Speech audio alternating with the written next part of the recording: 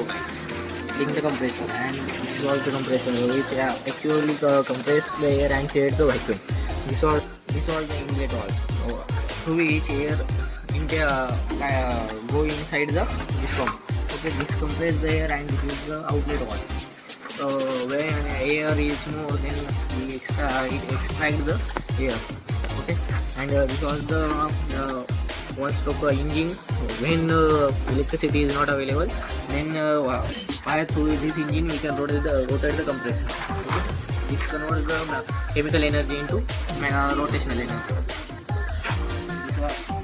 This was the air tank, and this was the pressure wire through we are controlling the pressure of the milking machine.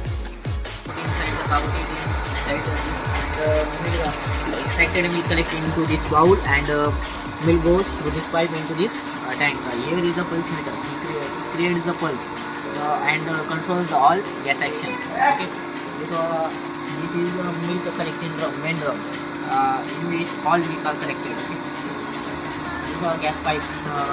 It goes into here in this bowl, and here in which curve they, in this cup two parts are there. One part is inside this cup. We cannot show it into camera. Okay. So this wire connects to outermost part of the cup. And I am explaining all parts of milking machine, and now I am showing how it actually works. Okay.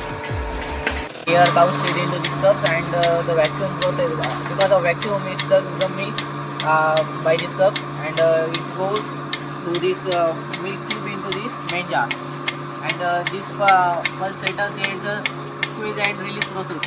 Now you can see this.